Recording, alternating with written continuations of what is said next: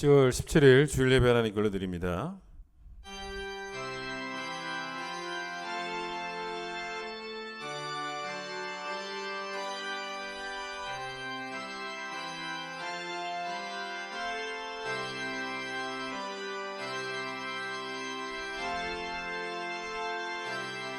온 땅이여 여호와께 즐거운 찬송을 부를지어다. 기쁨으로 여호와를 섬기며 노래하면서 그의 앞에 나아갈지어다. 감사함으로 그의 문에 들어가며 찬송함으로 그의 궁정에 들어가서 그에게 감사하며 그의 이름을 송축할지어다. 아멘.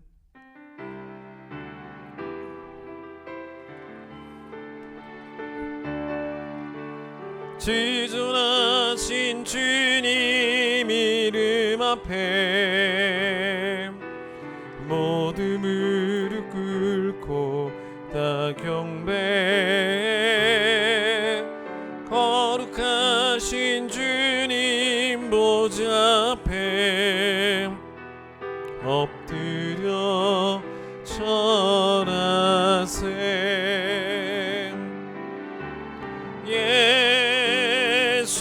예수는 그리스도, 예수는 주,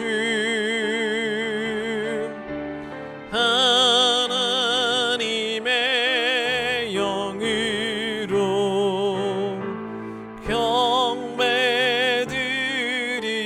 경배드리리. 이 시간 우리 죄악을 고백합니다.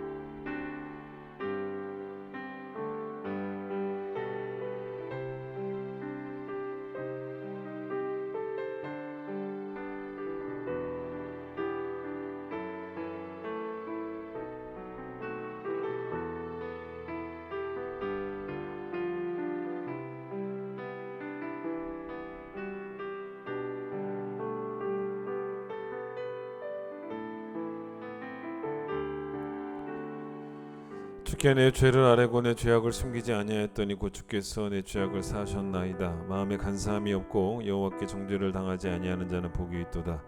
허물의 사함을 받고 자신의 죄가 가려진 자는 복이 있도다. 아멘. 신앙 고백합니다. 나는 전능하신 아버지 하나님, 천지의 창조주를 믿습니다. 나는 그의 유일하신 아들 우리 주 예수 그리스도를 믿습니다. 그는 성령으로 잉태되어 동정녀 마리아에게서 나시고 본디오 빌라도에게 고난을 받아 십자가에 못 박혀 죽으시고 장사된 지 사흘 만에 죽은 자 가운데서 다시 살아나셨으며 하늘에 오르시어 전능하신 아버지 하나님 우편에 앉아 계시다가 거기로부터 살아있는 자와 죽은 자를 심판하러 오십니다.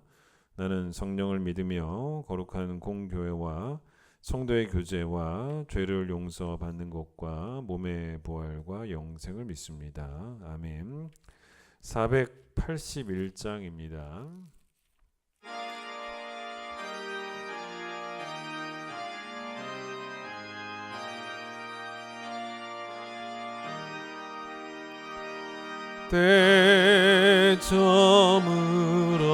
때저물어서 날이 어두니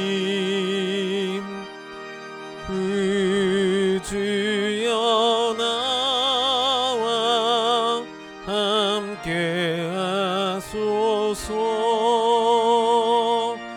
내 친구 나를 위로 못할 때 날 돕는 주여 함께 하소서. 내 사는 날이 속히 지나고 이 세상 영광 빨리 지나네. 이 천지 만물 모두 변하나 편찮는 주여 함께 하소서. 주 홀로 마귀 물리치시니 언제나 나와 함께 하소서. 주같이 누가 보아리까. 사랑의 주여 함께 하소서. 이 육신 죄에 눈을 감을 때 십자가 밝히 보여주소서. 내 모든 슬픔 위로하시고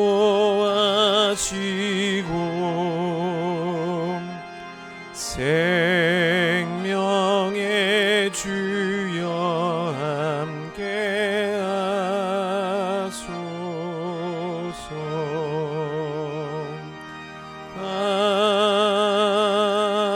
아멘. 시편 51편 10절로 12절입니다.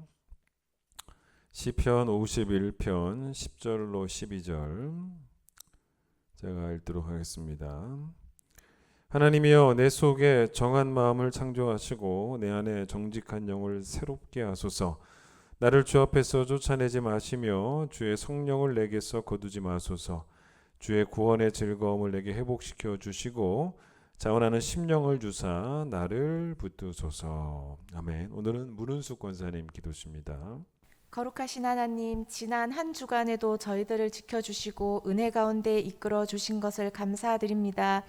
주님께서는 측량할 수 없는 십자가의 사랑을 저희들에게 베풀어 주셨지만 그 사랑을 외면하고 서로 사랑하지 못하고 삶 가운데 예배가 되지 못함을 회개하오니 이 시간 저희들의 부족함을 용서하여 주시옵소서. 사랑의 주님, 저희들의 믿음과 삶이 온전히 주님을 닮아가길 원합니다. 행여라도 세상을 향한 헛된 욕심으로 인하여 스스로 잘 안다고 스스로 잘 할 수 있다는 교만한 생각을 하지 않도록 날마다 성령님 함께하여 주셔서 나를 자랑하는 것이 아니라 오직 주님의 영광을 위하여 살아가는 성도들 되게 하여 주시옵소서. 주님을 따라가는 길이 구원의 즐거움으로 인하여 복음에 합당하게 살아가는 것이 삶의 목표가 되게 하여 주시옵소서. 사랑의 주님, 수능을 앞둔 고3 학생들을 위해 기도합니다. 드립니다. 입시라는 관문을 통과하기 위해 노력하고 수고하며 애쓰는 시간들이 헛되지 않도록 건강을 지켜주시고 불안함과 긴장감도 거두어질 수 있도록 평안함을 허락해 주시옵소서. 무엇보다 이런 시간 가운데서도 주의 은혜를 깊이 체험케 하시고 정직하게 예배하는 습관, 진실하게 기도하는 습관, 날마다 말씀을 가까이 하는 습관으로 세상 유혹 가운데서도 넘어지지 않으며 주의 법으로 살아가는 귀한 자녀들 되게 하여 주시옵소서. 사랑의 주님, 코로나로 인해 힘든 가운데서도 지상 명령을 따라 땅 끝까지 이르러 복음의 증인이 되는 교회가 되기를 기도합니다. 우리 교회도 초대 교회처럼 모여서 배우고 교제하며 슬픔도 기쁨도 서로 나누며 기도하는 일과 전도하는 일이 최고의 가치요 삶의 목표가 되게 하여 믿지 않는 가족들, 친구들, 모든 사람들에게 복음을 전하는 믿음 주시고 민족과 열방이 다 주님께로 돌아오게 하는 일을 우리 교회가 하게 하여 주시옵소서. 사랑의 주님, 우리 가운데 육신의 아픔과 마음이 아픈 자를 기억하여 주시옵소서. 하나님의 때는 실패한 적이 없고 안전하며 날마다 일하고 계심을 신뢰하여 눈물로 씨를 뿌려 기쁨의 단을 거둘 수 있도록 서로 동력하며 중보하는 우리들 되게 하여 주시옵소서. 사랑의 주님, 이 시간 말씀을 듣습니다.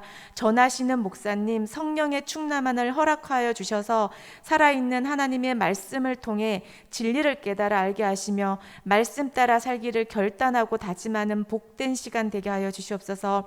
예배의 모든 순서 가운데 성령의 감동하심을 믿으며 우리를 죄에서 구원하신 예수님 이름으로 기도드립니다. 아멘.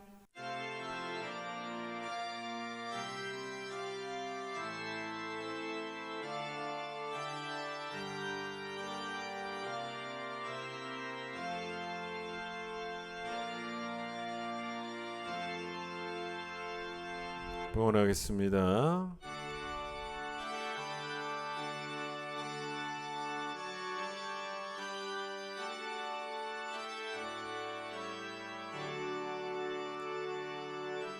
내게 있는 모든 것을 아낌없이 드리네.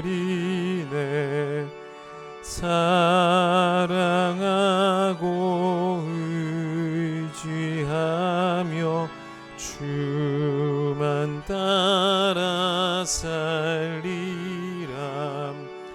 주께 드리네. 주께 드리네. 사랑하는 그 주 앞에 모두 드리네. 아멘. 거룩한 주의 날 주 앞에 나와 예배합니다. 비록 교회 나와 예배 드리지 못하지만 각 가정에서 드리는 예배 하나님 받아주시고 또 하나님께서 친히 각 가정마다 찾아오셔서 말씀으로 우리를 인도하시고 또 말씀으로 우리를 깨우쳐 주시고 또 말씀으로 우리에게 또 도전하시는 귀한 은혜의 시간이 되기를 간절히 소망합니다.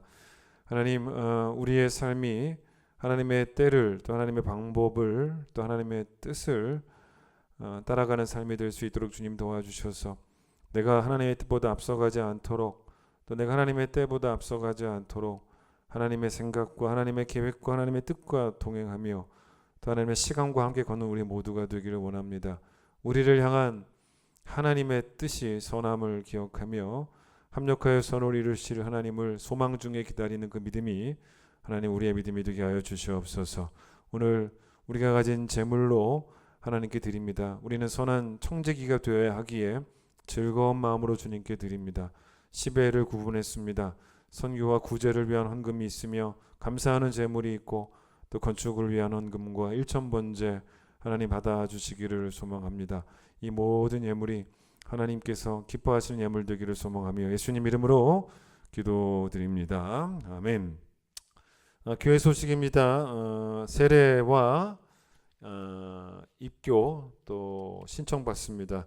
지난번에 보내드린 그 신청 링크에 신청해 주셔서 다음 주부터 세례 교육을 할 수 있도록 또 원하시는 분들 신청해 주시기를 바랍니다.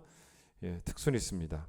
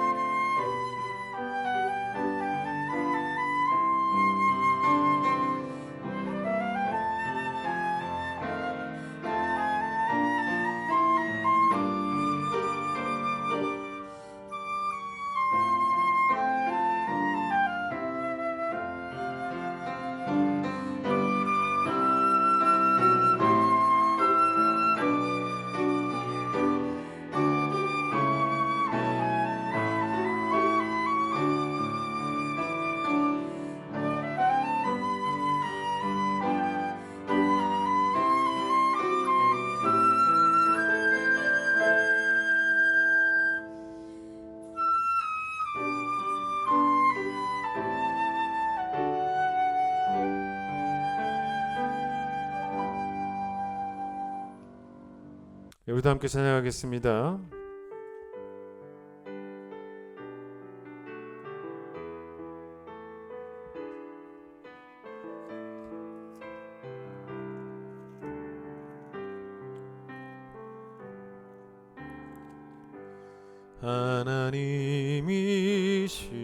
하나님이시여 나의 모든 죄를 도말하소서. 주의 자비를 좇아 내 죄악을 깨끗이 지키소서. 중심의 진실함을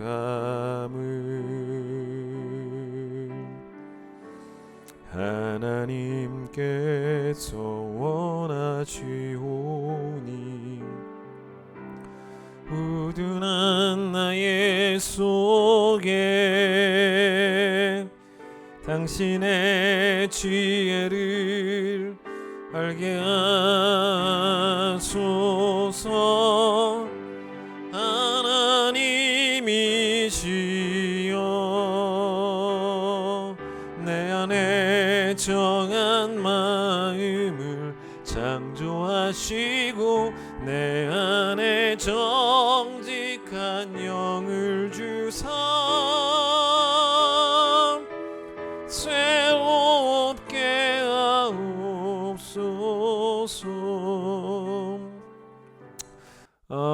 오늘 우리가 읽은 본문 이 시는 시편 51편은 다윗이 밧세바를 범하고 난 다음에 밧세바의 또 남편이었던 우리아를 죽이고 난 다음에 하나님이 나단 선지자를 다윗에게 보내셨을 때 그때 이제 회개하면서 쓴 시입니다. 그래서 표제어를 보세요. 표제어 보시면 1절 위에 보세요. 다윗이 밧세바와 동참하고 난 다음에 선지자 나단이 그에게 왔을 때라고 나와 있지 않습니까? 자, 그런데 이 다윗은 자기가 이렇게 악한 행동을 한 원인을 정확하게 파악을 합니다. 그게 6절이에요. 거기에 뭐라고 나오냐면 보소서 주께서는 중심이 진실함을 원하시는데 라고 말하고 있지 않습니까? 그러니까 자신의 중심이 진실하지 않았다는 거죠. 중심이. 또 하나님이 내게 원하시는 것은 중심이 진실한 것임을 다시 한번 더 깨닫게 됩니다. 중심이 마음이죠. 결국 문제는 마음의 문제인데 내 마음을 남이 보지 못하잖아요. 그러다 보니 이 생각을 관리하지 않습니다. 그냥 안 들키면 그만이라는 식인 거죠. 그런데 내 중심은 하나님께는 그대로 노출이 돼요. 하나님은 그 행위만 보시는 게 아니고 그 행위의 동기까지 정확히 읽어내십니다. 외식이라는 게 뭡니까? 사람들에게 이 외식이라는 게 사람들에게는 통할지 모르겠지만 왜 그러냐면 사람들은 그 행위의 동기를 못 읽잖아요. 근데 하나님에게 통하지 않는 것은 하나님이 그 행위의 동기를 다 알고 계시기 때문에 동기가 더러운데 행위가 깨끗해 보이면 그건 깨끗한 게 아니고 깨끗한 척하는 거잖아요. 그래서 이제 베드로전서 4장 3절에서 어떤 표현을 사용하냐면 마음에 숨은 사람이라는, 이 마음에 숨은 사람이 엄청 중요하다는 것입니다.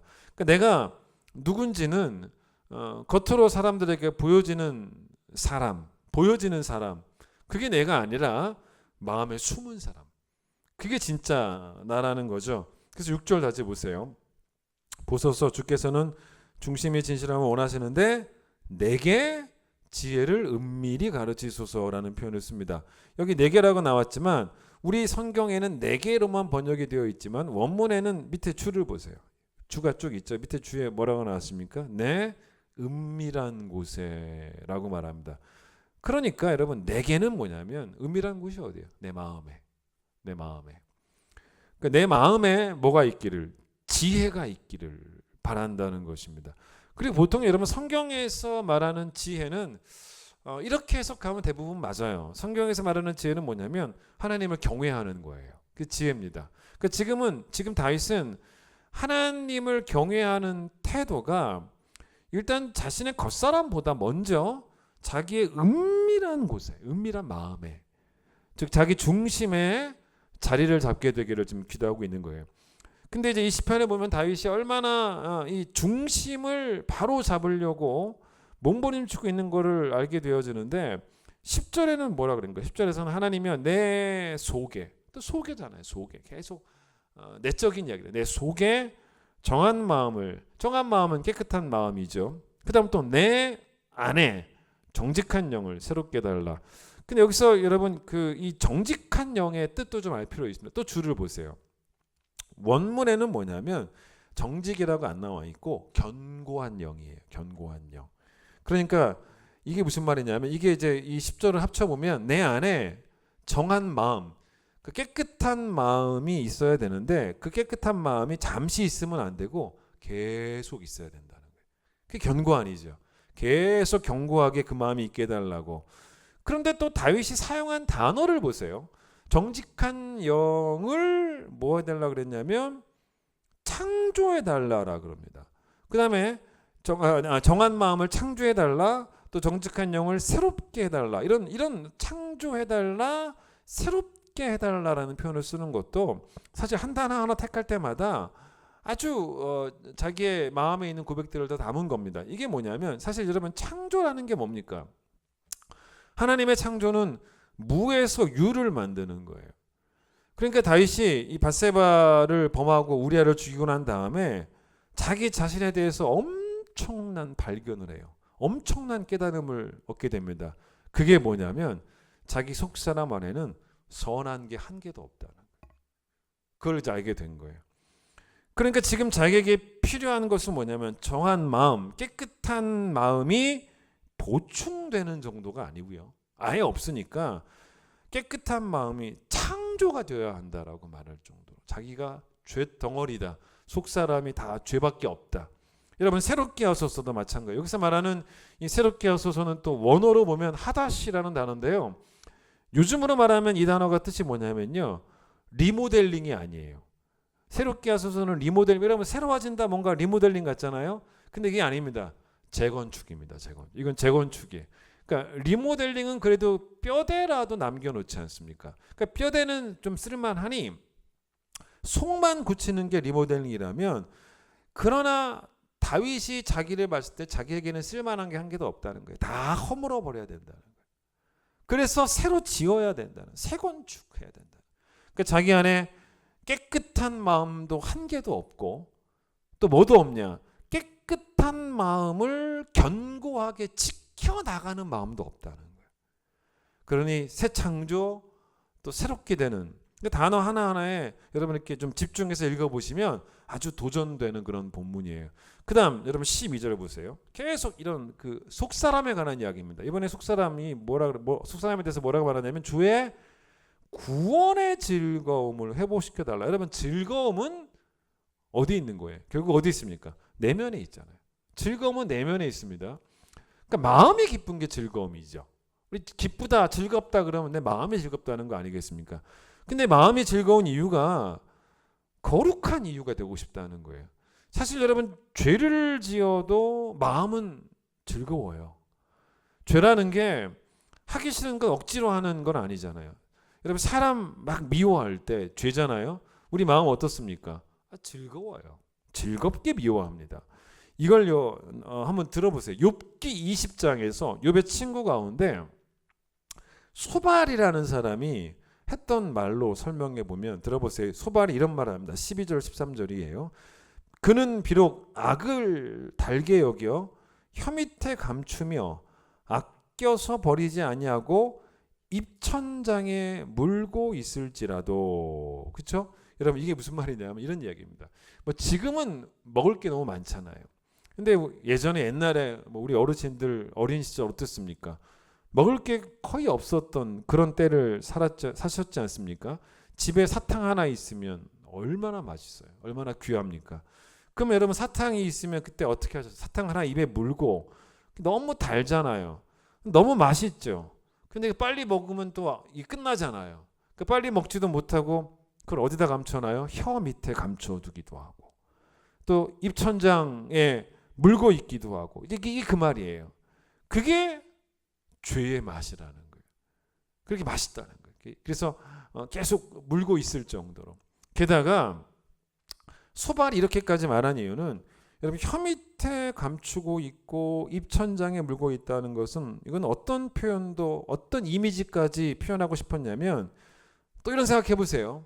집에 그 어린 시절에 사탕이 있는데 딱 하나밖에 없어요. 근데 내가 형인데, 내가 오빠인데, 밑에 동생들이 있는데 동생들 주지 않고 그걸 내가 먹었다라고 생각해. 너무 먹고 싶어서 내가 입에 넣었어요. 그러면 최대한 동생들 앞에서 어떻게 합니까? 들키지 않으려고 할 거예요. 그게 뭡니까? 몰래 혀 밑에서 녹여 먹는 거죠. 이렇게 입도 안 벌리고 혀 밑에서 몰래 숨겨서 녹여 먹는 거예요. 입천장으로 숨겨서 먹습니다. 여러분, 그런 것을 소발은 표현한 겁니다. 우리의 심령의 죄는 너무 맛있고 또 남몰래 그렇게 은밀하게 즐기는 죄들이라는 거예요. 그렇게 숨겨놓고 은밀하게 즐기는 죄들이 우리의 그 심령의 죄라는 것입니다. 그런데 그렇게 사람을 미워하는 마음을 예를 든다면 그 마음이 정말 사탕처럼 달아서 오랫동안 두고두고 먹고 싶은 그런 마음이기도 하고, 그런데 그게 그렇지 않게 느껴진다면 어느 날부터 그 맛이 써요. 너무 그 맛이 쓰게 느껴집니다. 남을 미워하는 마음이 내게 있다라는 사실이 너무 괴로워지기 시작합니다. 여러분, 그게 바로 뭔지 아십니까? 내가 점점 하나님 앞에 서 있다는 거예요. 점점. 내가 점점 하나님을 의식하게 되더라는 겁니다. 좋은 신호죠.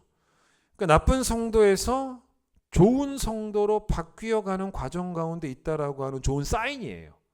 이게 이제 쓰게 느껴지는 거죠. 너무너무 내 안에 이런 게 있다는 게 막 쓴 거예요. 숨겨놓고 싶지 않아요. 다 토해놓고 싶습니다. 혀 밑에 감추고 싶지 않아요. 다윗은 그렇기 때문에 이제 자신의 마음이, 다시 한번 12절 보세요. 죄 짓는 즐거움이 아니라 어떤 즐거움으로 채워지기를, 구원의 즐거움으로 채워지기를 이제 기대한 거죠. 즉 내 마음이 내가 죄 짓는 걸 즐거워하는 게 아니라 내 마음이 하나님이 날 구원하신 것을 즐거워하는 마음이 되기를, 마음이 바뀌기를, 마음 안에 들어있는 게 바뀌기를, 즐거움의 내용도 바뀌기를. 자, 이 말이 또 뭔지 아셔야 돼요. 이게 바로 구원의 즐거움을 회복시켜 달라는 이 말도, 여러분, 우리가 죄를 짓잖아요. 지금도 죄를 짓습니다. 근데 여러분이 죄를 짓는다고 해서 천국에 못 가는 건 아니에요. 하나님의 구원하시는 은혜는 주권적인 은혜예요. 그래서 하나님의 주권적 은혜는 반드시 우리의 구원을 그리스도 예수의 날에 완성하세요. 그런데 우리가 얼마 전에 배웠던, 우리는 이스마엘과 같은 종이 아니라 이삭과 같은 자유인 하나님의 자녀가 되었기 때문에 절대로 여러분과 저의 구원은 취소가 되지 않아요. 근데 지금 다윗이 그런 말을 하는 게 아니고, 우리의 마음의 죄 또는 우리 행동의 죄가 있다면 그 죄가, 잘 들어보세요, 우리의 구원을 뺏지는 않아요. 그러나 뭘 뺏냐면 내 마음에 있는 구원의 즐거움을 뺏는다는 거예요. 그걸 뺏어간다는 것입니다. 그래서 다윗은 자신의 심령의 구원의 즐거움도 되찾기를 소망을 했고, 또 그 다음 뭡니까? 12절. 자기 안에, 심령 안에 자원하는 심령도 꼭 중심에 있기를 바랬고, 다 속사람에 관한 이야기입니다. 그 다음에 여러분 17절 보세요. 하나님께서 구하시는 제사는 뭐라 그래요? 이것도 뭐랍니까? 상한 심령. 그러니까 정말로 하나님께서 원하시는 것이 통회하는 마음, 그렇죠? 상한 심령, 회개하는 마음, 그걸 좋아하신다는 거예요. 여러분, 지금 다 보진 않았지만 지금 시편 51편 안에 지금 다윗이 기도하면서 자기의 심령 속에 있기를 원했던 게 뭐예요? 정한 마음, 맞죠? 견고한 마음, 구원의 즐거움, 자원하는 심령, 상하고 통회하는 심령, 이런 것들이 꼭 있기를 바라는. 그래서 여러분, 시편 51편은 여기까지만 제가 말할 겁니다. 전체를 다 보지 않겠지만 여러분 느껴지는 바가 있지 않습니까? 다윗이 마음에 숨은 사람이 하나님 앞에서 깨끗해지기를, 마음에 숨은 사람이 하나님 보시기에 아름다워지기를 간절히 바라고 있다는 거 느껴지잖아요. 그게 바로 이 시편 51편이에요. 이런 영성이 우리가 배워야 될 영성이기 때문에 여러분도 다윗처럼 기도하면서 하나님, 내 중심에, 내 마음에 있어야 할 것은 있게 하시고 없어야 될 것은 없게 하소서. 그 기도가 맞는 거예요. 맞죠? 자, 이제 성경 몇 군데 좀 찾아보면서 말씀을 좀 보도록 하겠습니다. 잠언, 이제 시편은 덮으셔도 돼요. 이제 안 돌아옵니다. 잠언 23장을 잠깐 봐보세요. 잠언 23장 7절, 구약성경 936페이지 잠언 23장 7절 말씀을 제가 한번 읽어보겠습니다. 잠언 23장 7절 되죠? 자 보세요. 그 마음의 생각이 어떠하면 그 위인도 그러한즉 그가 너에게 먹고 마시라 할지라도 그의 마음은 너와 함께하지 아니함이라. 이런 말씀이 나옵니다. 그러니까 이게 무슨 말이냐면 어떤 사람이 여러분에게 나에게 너무 친절하게 이리 와서 먹고 마셔 라고 말했다라고 한번 해보세요. 생각해 보세요. 우리가 그 친절함을 보면요, 우리는 어떻게 될 수 있냐면 그 친절함이 뭐 진짜면 좋겠지만 그 친절함이 가짜여도 우리는 쉽게 속잖아요. 그 친절함에 속아서 우리는 이 사람의 그 겉으로 보이는 행동이 이 사람의 위인이 뭡니까? 위인이나 나왔죠? 사람됨이라고 생각을 한다는 거예요. 이 사람의 행동을 보고 이 사람은 이런 사람이구나, 이게 이 사람의 인격이구나, 성품이구나, 뭐 사람됨이구나 라는 생각을 하게 된다는 것입니다. 그러나 여러분 성경이 얼마나 지금은 정확하게 말하냐면 겉으로 그렇게 친절하게 말은 하는데 어떨 수도 있다는 거예요. 어떤 사람 가운데는 말만 그렇게 하고 그 다음 보세요. 그 7절 끝에 보세요. 마음은 우리와 함께하지 않는 사람들이 있다는 거잖아요. 그러니까 겉사람은 나를 환영하지만 속사람은 나를 미워할 수도 있는 것이고 겉사람은 나를 환영하는 척하지만 결국은 어떤 자기의 이익을 위해서 악한 목적을 위해서 그렇게 음모를 가지고 접근하는 걸 수도 있고 그래서 성경은 결국 뭐라고 말하냐면 그 사람이 나한테 이리 와서 먹어라 이게 그 사람의 위인이 아니고 정확히 말하죠. 그 사람의 뭐가 생각하는 바가 그 사람이 지금 무엇을 생각하고 있는가 그 사람의 생각이 진짜 그 사람이라고 위인이라고 그 사람의 사람됨이라고 그러니까 사람됨은 사람의 사람됨은 사실은 행동으로는 확인할 수 없다는 거예요. 그 사람의 생각으로만 확인되는데 문제는 우리가 그걸 잘 모른다는 거죠. 그 사람의 생각을. 그러니까 사람이 좋은 사람이 나쁜 사람인지 우리는 정확히 잘 몰라요. 정확히 사실은 모릅니다. 비슷한 말씀이 어디 나오냐면 이제 잠언 27장으로 한번 가보죠. 여기도 그게 나와요. 27장 19절. 이것도 조금 내용이 어렵긴 한데 한번 보세요. 27장 19절. 물에 비치면 얼굴이 서로 같은 것 같이 사람의 마음도 서로 비치느니라. 이런 좀 약간 좀 어렵죠. 자, 이게 무슨 말이냐면 이 시대에는 뭐 물이라고 썼겠지만 여러분 요즘으로 하면 굳이 물이라고 안 쓸 것 같죠? 요즘이라면 뭘 쓸 것 같아요? 거울이죠. 요즘이라면 거울이라고 쓰겠죠. 그러니까 이제 물에 비친 내 얼굴을 보면서 나를 확인하잖아요. 근데 우리는 지금은 사실은 뭐 내 얼굴이 어떤지 확인하려고 물가에 가지는 않죠. 우리는 거울로 봅니다. 그래서 거울에 비치는 얼굴이 나죠. 나 맞지 않습니까? 근데 여러분 그 거울에 비친 내 얼굴이 실물보다 더 예쁘면 되겠습니까? 똑같아야 되지 않습니까? 근데 제가 정확히는 모르겠는데 이상하게도요. 미용실 거울은 제가 이뻐 보여요. 네. 여러분도 좀 그런 느낌 같지 않습니까? 미용실은 실제 나보다 그래서 이제 미용실에서 머리하고 나에게 감탄하고 집에 오면 실망하잖아요. 우리 집 거울 보면 뭐 그런 식인 거죠. 또 안경점 가도 좀 그렇지 않습니까? 안경점 가서 안경 써봐서 거울 보면 뭔가 예뻐 보여요. 그 제가 오늘 설교를 이제 준비하면서 인터넷 뒤져봤어요. 그런 게 파는지 예쁘게 보이는 거울이라고 검색해봤더니 잘 안 나오긴 하더라고요. 어쨌든 간에 뭐 그런 거울이 있는 것 같아요. 정확히 잘 모르겠어요. 나중에 한번 우리 교회 그 미용실 하는 집사님한테 물어보든지 해야 될 것 같아요.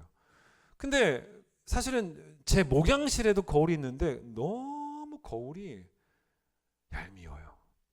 너무 솔직해요. 정확합니다. 그래서 여성분들이든 남성분들이든 간에 미용실 가서 사실은 머리 깎는 동안 거울 보면서 거울아 이 세상에서 누가 제일 예쁘니 누가 제일 잘생겼니 이래도 될 것 같은, 물론 이제 밖으로 말은 하면 안 돼요. 그러면 오해받으니까 속으로만 뭐 그럴 수도 있죠. 근데 원래 사실은 거울은 원래 우리 얼굴을 그대로 비춰주는 게 거울이 되어야 되는 게 맞아요. 근데 그 다음 보세요. 근데 거울이 그렇다면 사람의 마음도 서로 비친다는 거예요. 여기서 이게 왜 어렵냐면 이게 여기서 말하는 마음이 한 사람의 마음을 말하는지 아니면 뭐 두 사람의 마음을 두 사람 세 사람 뭐 그런 걸 말하는지를 정확하게는 모르는 거예요.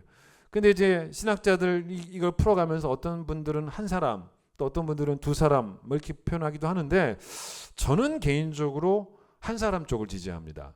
그러니까 이게 무슨 말이냐면 영어 성경을 봐도 어디는 뭐 한 사람이고 어디는 또 두 사람 뭐 이렇게 그렇게 말하는 것도 있어요. 근데 이게 만약 한 사람의 마음이라면 그게 어떤 뜻이냐면 정말 내가 나를 보기 원한다면 사실은 거울을 볼 게 아니라는 거예요. 거울이 나를 드러내는 게 아니라 뭐가 날 드러낸다? 마음이 날 드러낸다는 거예요. 그러니까 마음을 보라는 거예요. 그럼 내가 누군지를 발견할 수 있다는 거죠. 이게 한 사람이 아니고 만약에 두 사람이다라고 하면 그렇게 해석해 보면 다른 사람의 마음을 우리가 사실은 정확히 알 수는 없지만 어느 정도 알게 된다면 뭐 그 사람이 자기 마음의 상태를 말해준다거나 뭐 진짜 진실되게 그래서 다른 사람의 마음을 이렇게 보면서 내 마음이 어떤지도 비추어 볼 수 있지 않습니까? 뭐 그런 의미일 수 있다고 봐요. 근데 저는 어쨌든 간에 한 사람으로 해석을 하고 싶기 때문에 그래서 결국 이 말씀의 의미를 그렇게 풀어간다면 내 마음이 어떤지가 곧 내가 어떤지를 보여준다는, 내가 누군지를 드러내는 것은 거울이 아니라 거울은 내 외모가 어떤지를 드러내겠지만 내 진짜 사람됨을 드러내는 것은 내 마음이라는, 여러분 그렇게 성경의 마음을 중요시 강조합니다. 우리가 행동의 죄만 짓는 게 아니라 생각의 죄를 짓지요. 그런데 우리가 생각의 죄를 지으면요 그걸 누가 압니까? 성경은 하나님이 알고 두 번째는 죄를 지은 당사자가 안다 그래요. 제가 읽어드릴게요. 고린도전서 2장 11절 사람의 일을 사람의 속에 있는 영 외에 누가 알리요. 이게 무슨 말이냐면 내 생각은 내가 안다는 거예요. 그런데 우리가 보통 어디서 끝나냐면 이게 문제죠. 우리의 신앙이 여기서 끝나니까 문제가 되는 거예요. 내 생각을 내가 아는 거는 다행인 거예요. 내 생각을 내가 아는 것은 그래서 별로 문제가 없어요. 그런데 여러분 뭐가 문제냐면 우리는 지금 그렇게 생각하는데 우리가 그렇게 생각하면 안 되잖아요 사실은. 근데 여러분 내 생각을 나만 아는 게 아니라 누구도 아시냐면 하나님도 아시는데 왜 자꾸 문제 없다고 말하냐는 거예요. 우리가 얼마나 거침이 없는 진짜 막 나가는 신앙생활을 하냐면 하나님이 아셔도 상관없다라는 태도가 우리의 생각의 죄 아닙니까? 하나님이 무서워서라도 감히 생각하지 말아야 되는데 그런 악한 생각들이 우리 중심에 딱하니 자리를 잡고 있지는 않냐는 거예요. 뭐 하나님 알아도 뭐 상관없다라는 식으로 사람 앞에서만 조심하는 게 신앙이 아니에요. 하나님 앞에서 내 생각부터 조심하는 게 신앙이거든요. 성경은 행동의 죄와 생각의 죄를 비교를 하면서 행동의 죄보다 생각의 죄가 차라리 덜 악하다라고 절대로 말해주지 않아요. 비교하지 않습니다. 행동의 죄만큼 생각의 죄도 똑같이 악하다는 거예요. 악한 생각이 행동으로 실제적으로 옮겨져야지만 악한 것 아니냐라는 생각이 성도들에게도 설득력이 있는 게 문제가 되는 겁니다. 그런 생각은 세상 사람들이나 하는 것이지. 근데 여러분 이 악한 생각이 행동으로 옮겨지지만 않으면 실제적으로는 악한 것이 아니다라는 생각마저도 악한 생각인 거예요. 그런 생각마저도 죄가 되는 거예요. 자, 다윗이 하나님을 위해서 성전을 이제 건축하려고 했습니다. 하나님의 뜻은 네가 성전 건축하는 건 내 뜻이 아니다. 너의 아들인 솔로몬이 성전을 지어야 한다. 근데 이제 이 다윗이 하나님의 뜻을 알고 난 다음에 그의 반응이 뭔지 아세요? 행복했습니다. 행복했어요. 막 못 지어가지고 막 짜증이 나고 막 이런 게 아니고 행복해합니다. 제가 그 이유를 오늘 찾아볼 겁니다. 그 하나님의 뜻이 자기가 성전 짓는 게 아니고 솔로몬이 짓는 것이다라는 걸 알고 난 다음에 다윗이 뭐 하냐면 이스라엘의 그 리더들, 지도자들을 수집을 해요. 그래서 그들에게 뭐라 그러냐면 내가 아니라 나의 아들 솔로몬이 성전을 짓게 될 것이다라는 이야기를 이제 하게 됩니다. 찾아봅니다. 역대상 28장을 한번 봐보세요. 구약 652페이지 역대상 28장에 나와요. 자, 거기 소제목 보십시오. 역대상 28장 1절 위에 보시면 다윗이 이제 성전 건축을 지시하는 거예요. 본인이 하는 게 아니고 이제 솔로몬이 하는 거니까 솔로몬을 잘 도우라는 그런 말이겠죠.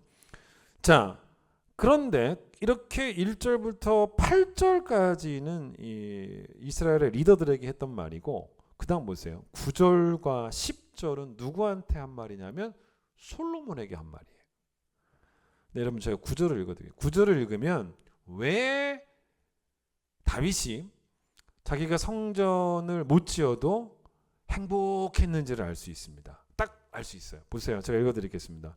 9절 내 아들 솔로몬아 너는 내 아버지 하나님을 알고 온전한 마음과 기쁜 뜻으로 섬길지어다. 여호와께서는 모든 마음을 감찰하사 모든 의도를 아시나니 너가 만일 그를 찾으면 만날 것이고 만일 너가 그를 버리면 그가 너를 영원히 버리시리라 라는 이야기를 솔로몬에게 해줍니다. 여러분 잘 보십시오. 왜 다윗이 자신이 성전을 짓지 못해도 행복했냐? 내가 못 지어도 솔로몬이 지으면 그렇죠? 어쨌든 간에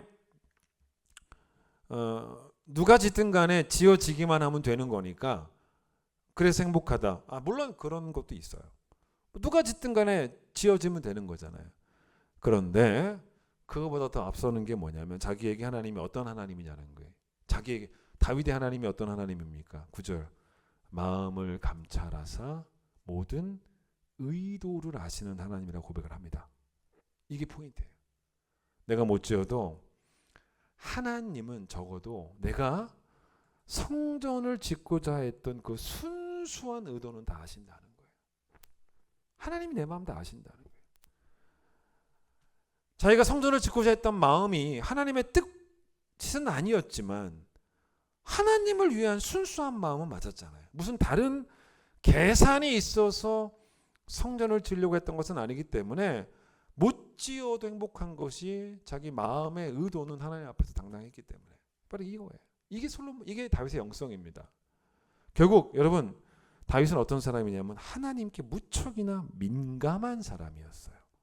이게 필요한 거예요. 여러분 자기의 의도를 다 아시는 하나님이라는 것. 여러분 하나님은 그런 하나님인데 우리의 이러한 하나님을 향한 나의 의도를 다 아시는 하나님을 향한 내가 가진 영적인 민감함을 하나님은 너무너무 기뻐하세요. 민감해야 되는 거예요. 그래서 다윗이 시편 16편 7절에 어떻게도 고백을 하냐면 하나님 밤마다 내 양심이 나를 교훈합니다 라고 말합니다. 이게 무슨 말인지 아십니까? 밤마다 양심이 나를 훈계합니다 라고 말하고 있는 거예요. 여러분도 이렇게 다윗처럼 밤마다 내 양심이 나를 훈계합니다 라고 말할 수 있다면 여러분도 하나님을 향해서 민감한 사람들인 거예요. 다윗이 밤마다라고 말한 것은 뭐 그렇게 큰 상징은 아닐 것 같아요. 그냥 잠자리에 들기 전에 늘 자신의 하루를 이렇게 돌아봤다는 의미 아니겠습니까? 오늘도 내 속사람은 깨끗했는지, 오늘도 내 마음은 하나님 앞에 있었는지, 그거를 체크해봤다는 소리겠죠. 골로새서 3장 23절도 우리가 아는 말씀 뭡니까? 무슨 일을 하든지 간에 죽게 하듯 하고 사람에게 하지 말라라는 말씀이 나오는데 제가 사실 한 가지를 빼고 읽었어요. 제대로 한번 다시 읽어보겠습니다. 무슨 일을 하든지 마음을 다하여 죽게 하듯 하고 사람에게 하지 말라. 이게 무슨 말이냐면 사람에게 우리는 얼마든지 마음을 다하는 척 할 수는 있잖아요. 그런데 그게 사람에게는 통할지 모르겠지만 하나님에게는 안 통한다는 것입니다. 그러니 사람에게 하듯 하지 말라라는 말은 마음 따로 행동 따로 그런 식으로 하지 말고, 그렇게 인생 살지 말고, 사람은 속일 수 있어도 하나님은 속일 수 없으니까 무슨 일을 하든지 또 누구를 만나든지 내가 하나님의 시선에만 민감하면, 어떤 일을 해도 누구를 만나도 그 시선에만 내가 포커스를 맞추면 깨끗한 마음으로 일을 하고, 무슨 일을 하든지 간에 또 깨끗한 마음으로 사람을 대할 수밖에 없다는 거예요. 참 귀한 말씀이죠. 여러분, 예수님께서 마태복음 7장에서 어떤 말씀을 하셨냐면 들어보세요. 16절부터입니다. 그들의 열매로 그들을 알지니 가시나무에서 포도를 또는 엉겅퀴에서 무화과를 따겠느냐. 이와 같이 좋은 나무마다 아름다운 열매를 맺고 못된 나무가 나쁜 열매를 맺나니 좋은 나무가 나쁜 열매를 맺을 수 없고 못된 나무가 아름다운 열매를 맺을 수 없느니라. 자, 예수님의 이 비유 속에 가시나무, 엉겅퀴는 뭐죠? 못된 나무예요.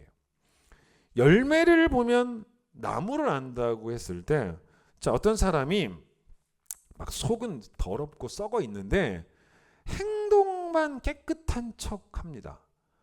우리가 볼 때 그 사람은 어떤 사람이냐면 열매가 아름다운 사람이에요. 우리가 봤을 때는 행동이 깨끗하니까 우리가 봤을 때는. 그러나 하나님 보시기에는 그 사람이 아무리 사람들 앞에서 깨끗한 행동을 해도 그 열매는 더러운 열매인 거예요.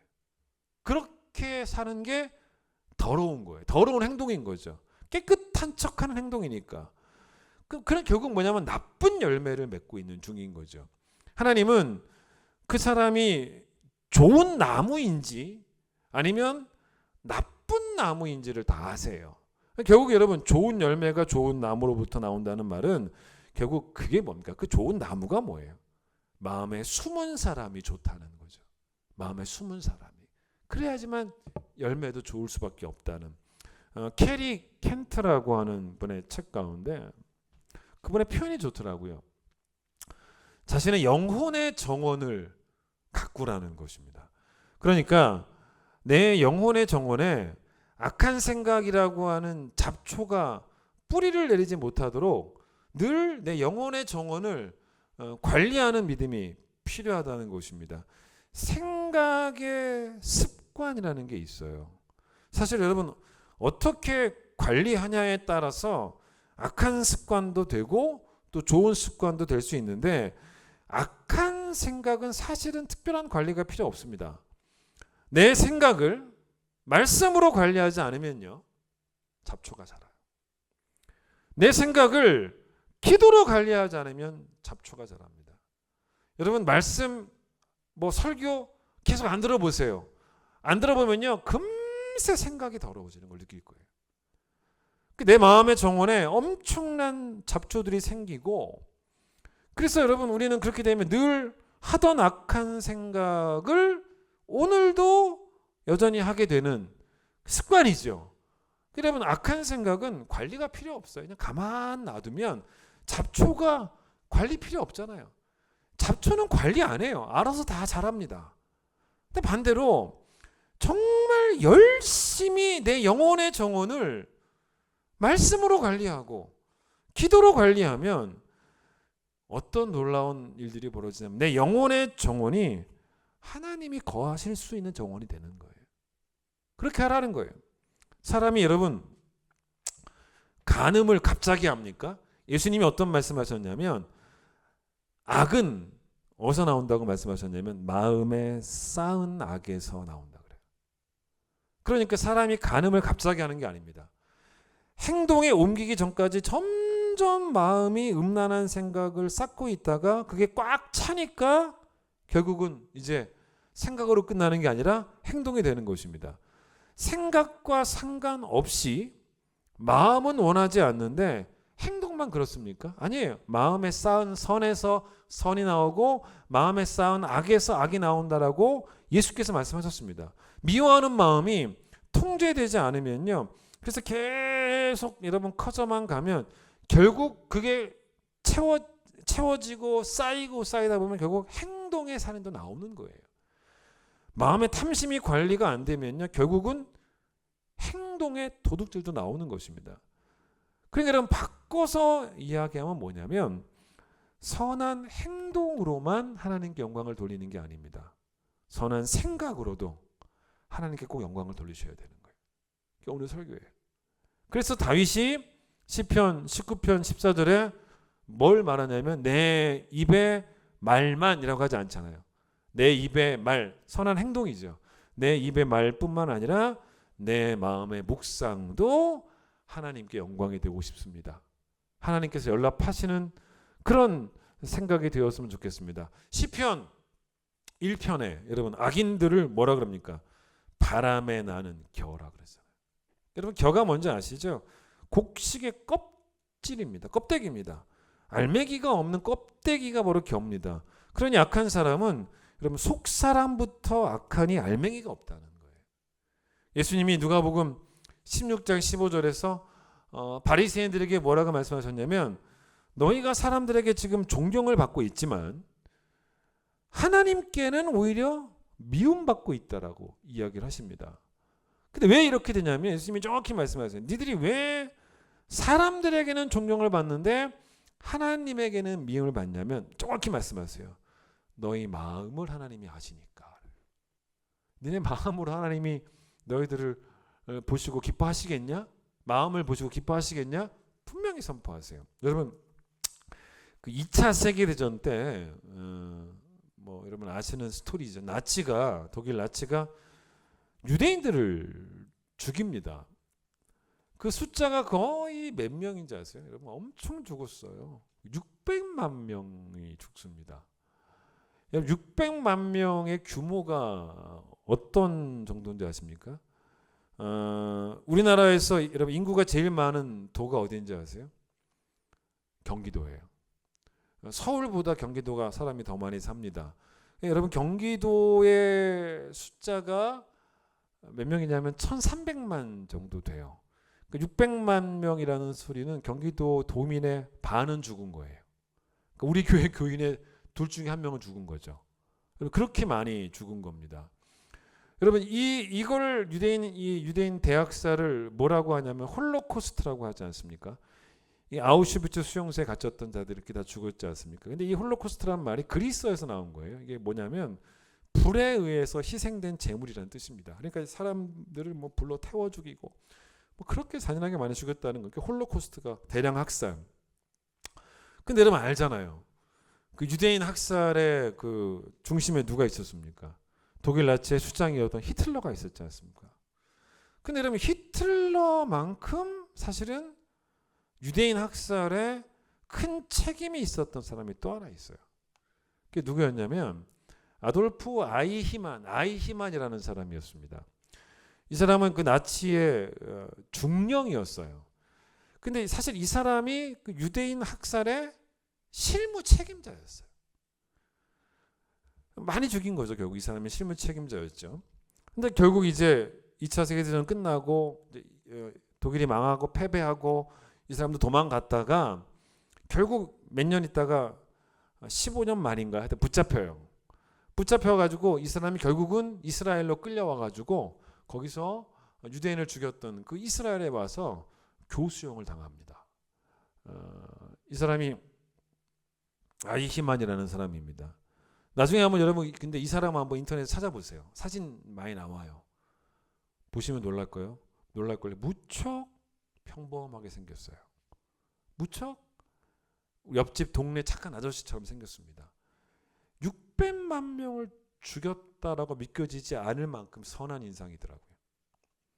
근데 여러분 이 아이히만이 이제 붙잡혀가지고 재판에 열렸을 때 이 아우슈비츠 수용소에 있었다가 죽지 않고 살아남았던 생존자 한 사람이 와서 증언을 하러 나왔단 말이에요.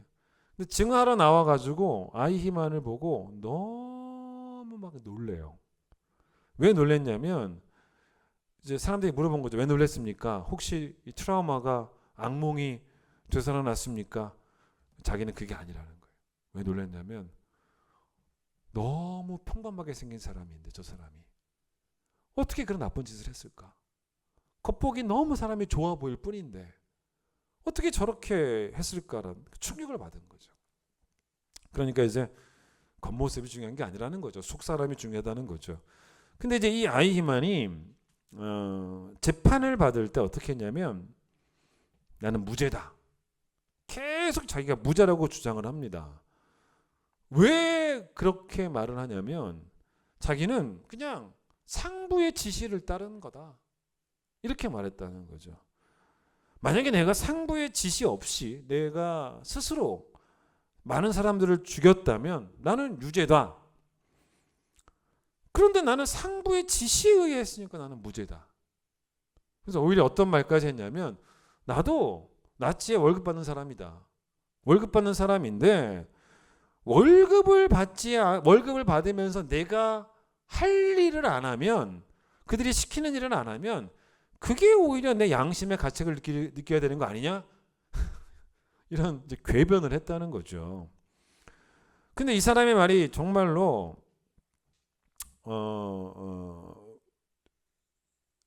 어떤 말이냐는 겁니다. 이 사람의 말이 자기가 뭐 진짜 맞다면 자기는 뭐 아무 생각 없이 그냥 사람을 죽인 그냥 하라고 하니까 그냥 한 것뿐인 그런 거 아니겠습니까? 근데 여러분 결국 이게 뭔지 아십니까? 그러면 나는 별로 아무 생각 없었다 그냥 하라고 하니까 한 것뿐이다 라고 말했을 때 사실은 아무 생각이 없는 게 죄인 거예요. 아무 생각이 없었다면 아니 생각을 해야지 왜 생각을 안 합니까 이 사람이? 어떤 생각해야 되는 거예요? 이렇게 하면 안 된다. 이렇게 사람을 죽이면 안 된다. 라는 생각을 했어야죠. 아니 아무 생각이 없었다는 것이 자기가 법정에서 지금 무죄를 설명할 수 있는 근거가 되겠냐는 거예요. 근데 제가 이제 글을 하나 읽어드리겠습니다. 이 사람의 재판을 취재했던 한나 아렌트라는 사람이 있었는데 이분이 이렇게 글을 썼어요. 아주 글이 통렬합니다. 글이 딱 맞아요. 한번 들어보세요. 다른 사람의 처지를 생각할 줄 모르는 생각의 무능은 말하기의 무능을 낳고 생각이 무능하니까 말도 저렇게 한다는 거예요. 생각의 무능은 말하기의 무능을 낳고 행동의 무능을 낳는다. 그는 아주 근면한 인간이다. 그리고 이런 근면성 자체는 결코 범죄가 아니다. 그러나 그가 유죄인 명백한 이유는 아무 생각이 없었기 때문이다. 즉 바보였기 때문이다. 아마 그는 잘 보세요. 생각이 없었던 것이 아니라 생각하기를 포기했을 것이다. 아마 그는 생각할 수 없었던 것이 아니라 생각하고 싶지 않았을 것이다. 우리에게 악을 행하도록 계기가 주어졌다면 그것을 멈추게 하는 유일한 방법은 바로 생각하는 것이다. 너무 통렬하게 지적하지 않습니까? 너무 정확하죠. 오늘 설교를 마칩니다. 여러분 영혼의 정원을 가꾸는 일에 생각을 가꾸는 일에 꼭 성공하셔야 되는 거예요. 내 중심에 잘 들어보세요. 생각하지 말아야 될 것들은 다 버리셔야 돼요. 또 생각해야 되는 것들은 오늘도 그 생각의 씨앗을 내 중심에 내 영혼의 정원에 계속 뿌리셔야 돼요. 그래야 여러분의 존재가 먼저 좋은 나무가 돼서 결국은 좋은 열매를 맺는 성도가 되는 거예요. 아히만은 생각하지 않는 죄였습니다. 그는 마땅히 긍휼히 여기는 것을 생각했어야 됐고 생명을 존중히 여기는 것을 생각을 했어야 됐어요. 바울도 여러분 그의 서신서를 읽어보시면 두 가지로 구분을 해요. 첫 번째 데살로니가전서 5장 22절 악은 그 어떤 모양이라도 버려라. 버려라. 그러니까 악한 생각 다 버리라는 거예요. 두 번째 반면에 빌립보서 4장 8절 끝으로 형제들아 무엇에든지 참되며 무엇에든지 경건하며 무엇에든지 옳으며 무엇에든지 정결하며 무엇에든지 사랑을 받을 만하며 무엇에든지 칭찬받을 만하며 무슨 덕이 있든지 무슨 기림이 있든지 이것들을 생각하라. 버릴 생각들과 그리고 생각해야 하는 생각들을 분명히 말합니다. 여러분의 생각이 먼저 하나님께 영광되는 우리 귀한 성도들 되시길 간절히 축원드리겠습니다. 찬양하겠습니다. 하나님, 우리 생각의 거룩함을 회복하셔서 버릴 것 버리고 있을 것 있는 하나님께 영광되는 성도 되기를 원합니다. 하나님의 나의 모든 죄를 도말하소서. 하나님이시여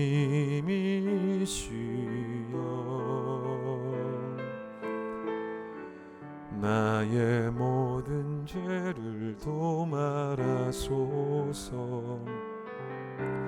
주의 자비를 좇아 내 죄악을 깨끗이 씻기소서. 중심의 진실함을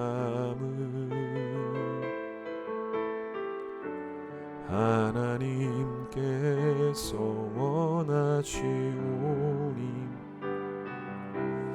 우둔한 나의 속에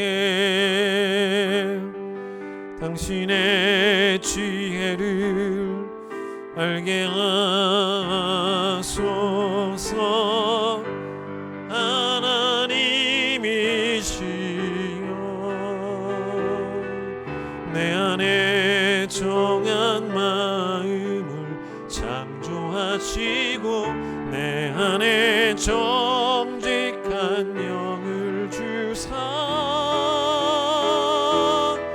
새롭게 하옵소서. 하나님이시여 나의 모든 죄를 도말하소서. 하나님이시여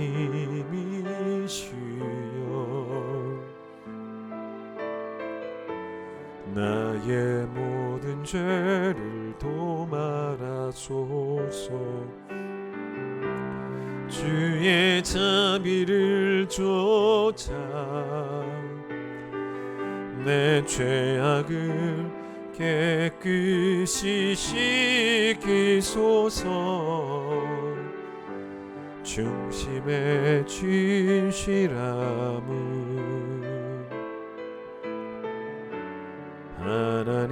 하나님께서 원하시오니 우둔한 나의 속에 당신의 지혜를 알게 하소서. 하나님이시여 나를 웃을초록 정결케 하시고 주님의 구원의 즐거움을 내게 회복시키소. 하나님이여 내 안에 정한 마음을 창조하시고 하나님이시여 내 안에 정한 마음을 창조하시고 내 안에 정직한 영을 주사 새롭게 하오. 하나님이시여 나를 웃을초록 정결케 하소서. 하나님이시여